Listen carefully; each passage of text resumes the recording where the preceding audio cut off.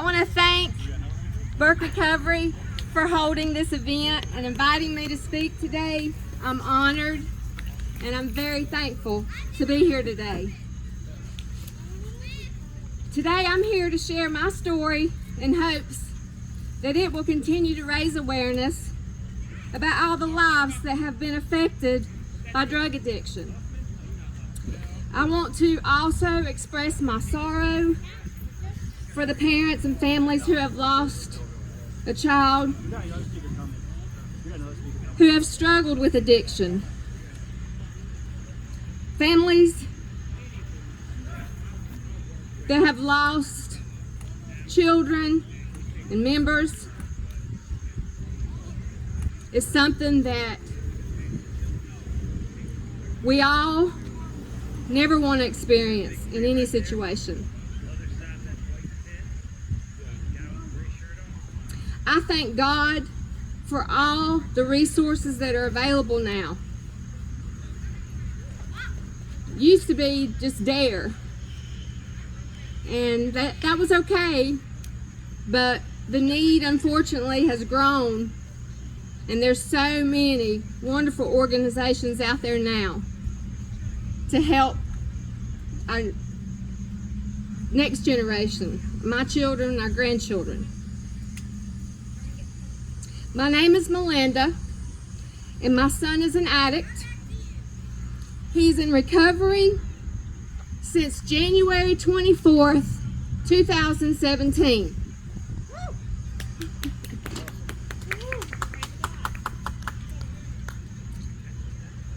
I want to read something that I found when I was struggling.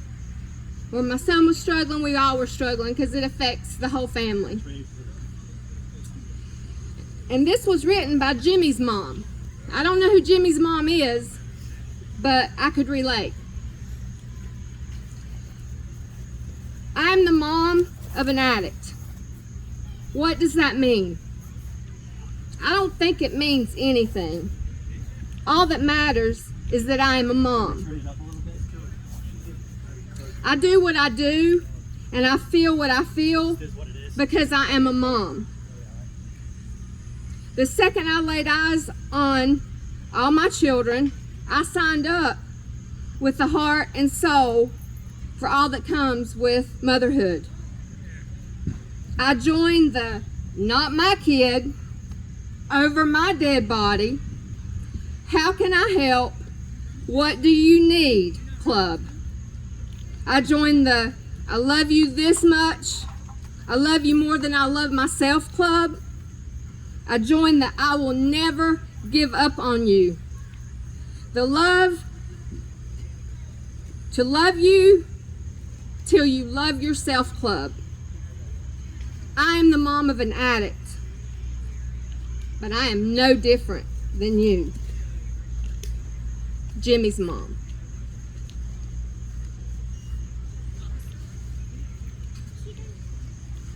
Before drugs, my son was smart, articulate, handsome, and outgoing. Things started to change about the time he entered into middle school. I worked a lot. As a parent, I made a lot of mistakes. Parents make mistakes too. Unfortunately, we don't have handbooks to know what's always the right thing to do. Addiction and mental illness run on both sides of his family. This made me even more terrified for him. So I thought I had to be stricter, and not let him make the same mistakes that I did. I thought that would keep him from making bad choices. I was wrong. I drove him away, but then I began to realize I needed to know him. I needed to know his friends. And I shortly realized after that, they're all teenagers in this crazy world just trying to find their way. and I began to love all his friends. I began to pray for little things.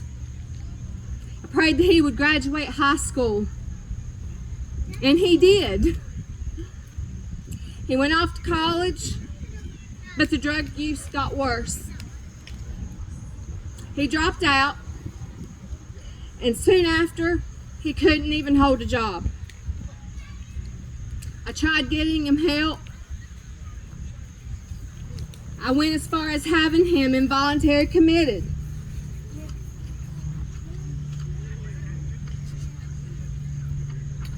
He was released in 3 days. Not enough time to get help or sober. And like I said, back then, there were very limited resources. He was mad. He stayed away. And he wasn't the type of person that wanted to come around his family. He didn't want me or his family to see him high. So I went a lot of times, weeks, months, not seeing my son, not talking to him. Then it got to where he would come around on holidays and birthdays. And that's only because I begged him to. But then slowly those visits stopped. I only knew he was okay by looking on Facebook. And then when I didn't see him on Facebook, I worried. And I would call his friends to find out that he was okay.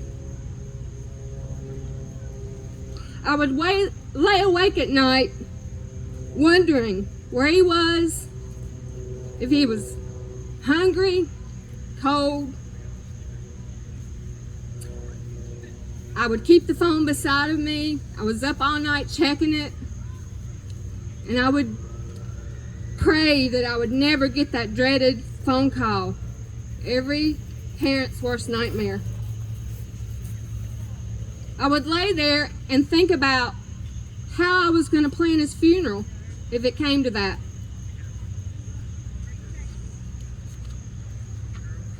Then one day, I dropped to my knees and I began to pray. And I asked God to please not take my son and to help me help him. The last visit with my son, I begged him to go to recovery. I told him, if you don't go and get help, 2 things are going to happen. You're going to end up in prison or you're going to die.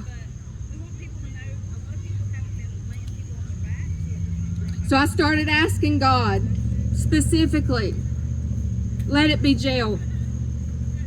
Don't let me bury my son. I knew my son would have to be sober long enough to see what his life was like on drugs.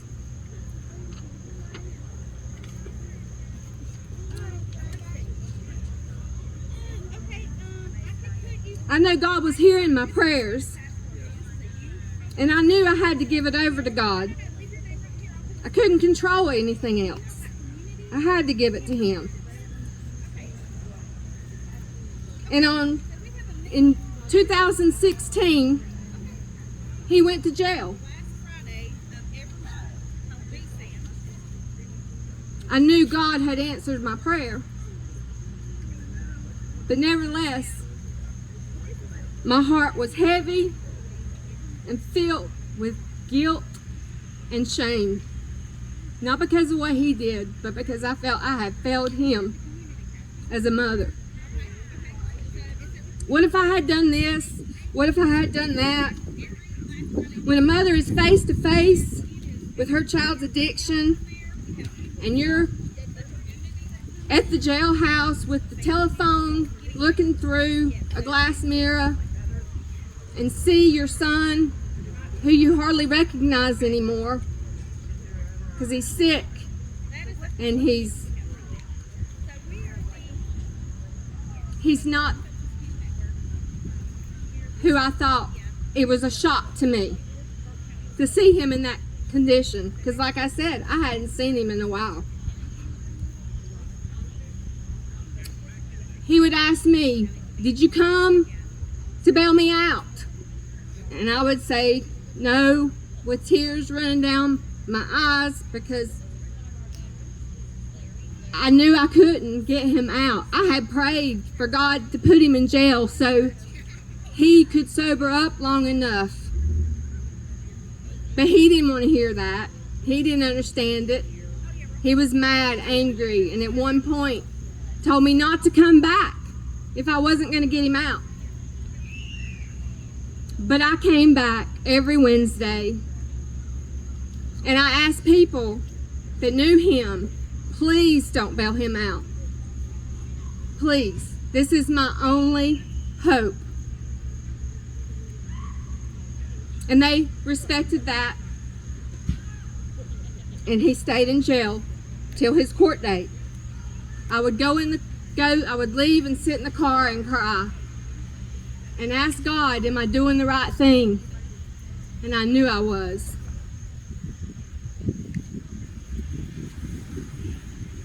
Five years ago, my son was in a very dark place, and he would have never imagined or even thought he was capable of living the life he's living today. On his court date, he had a decision to make. Did he want help? And back then, like I said, there weren't that many resources around, but together, because by this time he had been in there long enough that he could see through clean eyes. And he was becoming my son that I knew. And he wanted help. So together, we searched for programs. And we found one. And thank goodness, his judge ordered him to go to a recovery place. It wasn't bells and whistles. It was probably just about as much as jail was, but with programs and help, self-help for him. When he finished that program, we were both scared. I didn't know, should he come home? Where does he go from there? He wanted to come home. He came home. He enrolled in Western Piedmont. He got his 2-year associate's degree in human services with substance abuse. And that didn't stop him from there. I watched him transform. He got a job at RHA, became a peer support specialist, and started helping people. And just watching the change was amazing. I thank God every day for that blessing. He's now working on his bachelor's degree, and he works for Eleanor as a substance abuse counselor, and he is helping so many people,